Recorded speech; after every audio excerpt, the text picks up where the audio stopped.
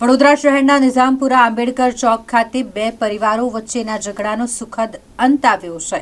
કોર્ટમાં સમાધાન થયું છે. 2 વર્ષ પૂર્વે બે પરિવારો વચ્ચે દીકરીના પ્રેમ લગ્નને લઈને ઝઘડો શરૂ થયો હતો અને આ ઝઘડાનો સુખદ અંત આવ્યો છે.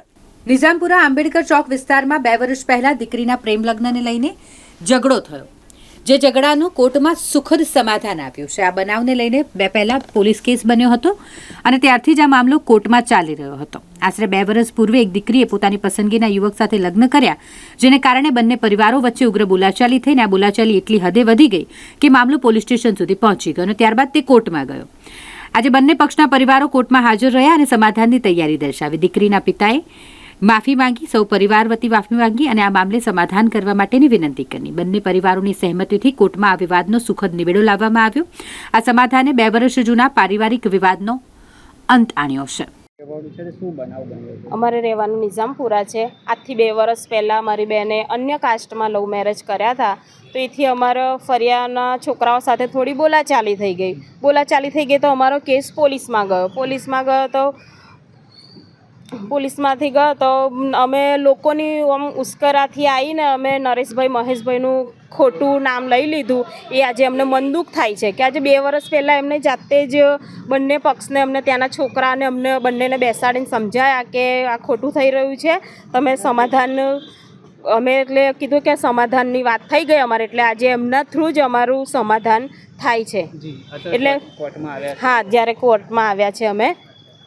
કોણ હતા? દીકરી કોણ હતા?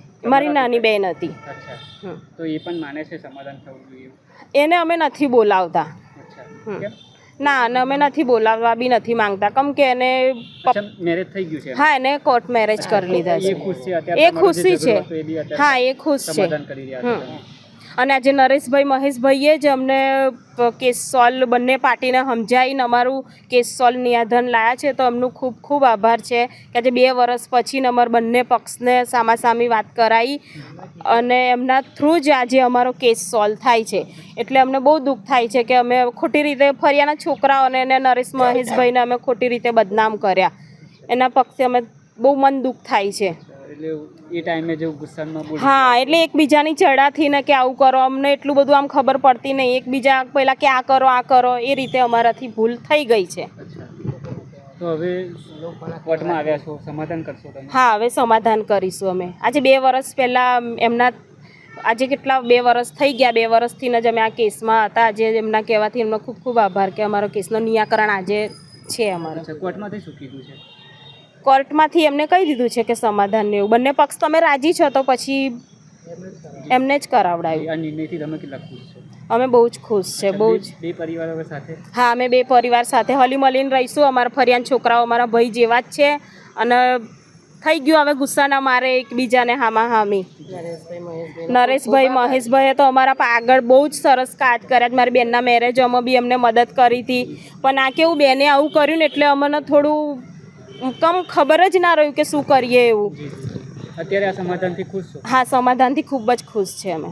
આપનું નામ? મારું નામ ભાવના. વર્ષ સુધી અમારો કેસ ચાલતો હતો. અત્યારે સમાધાનનો નિર્ણય આવી ગયો છે. હા, અને અમે લોકોની વાતોમાં આવીને અને મહેશ નરેશનું નામ બદનામ કર્યું છે. અત્યારે અમે બહુ એ કોની સામે કેસ થયો હતો? કોની સામે કર્યો? એ ફરિયાના છોકરાની સામે કેસ કર્યો હતો. અત્યારે એ કેસનો નિર્ણય આવી ગયો છે. એટલે આજે કોર્ટમાં આવ્યા છો સમાધાન કરવા? કોર્ટમાં આવ્યા સમાધાન કરવા માટે. બંને પાર્ટી શું કરી રહ્યા? બંને જે પરિવાર છે ખુશ છો તમે? બધા ખુશ છે. હા, એમનો ઘણો આભાર છે મહેશભાઈ, નરેશભાઈ, જે અમે જે બોલ્યા છે એમને બહુ દુઃખ થાય છે. કેમની ઘટના છે આ? લગભગ 2 વર્ષ થઈ ગયા છે. તો સમાધાનથી તમે ખુશ છો? સમાધાનથી ખુશ છે. હા, 2 પાર્ટી ખુશ છે. અને આ સમાધાન જે કરાવવાના છે એ બે ભાઈઓ જ છે, નરેશ અને મહેશ જ છે. 2 ભાઈ છે. એમનો ખૂબ આભાર છે, કારણ કે અમારી જોડે બહુ એમને. હવે આ સમાધાન થઈ રહ્યું છે, સામેવાળા પક્ષને શું કહેવા માંગશો તમે? સામેવાળા પણ ખુશ કર્યું છે ભાઈ. અમે 2 પાર્ટી એ ખુશ ને અમે ખુશ. બધા જોડે હળી મળીને રહીશું અમે. અમારો એક જ પરિવાર છે. અમારા ભાઈઓના છોકરાઓ છે અને આ જે ભાણિયા છે અમારા ભાણિયા છે.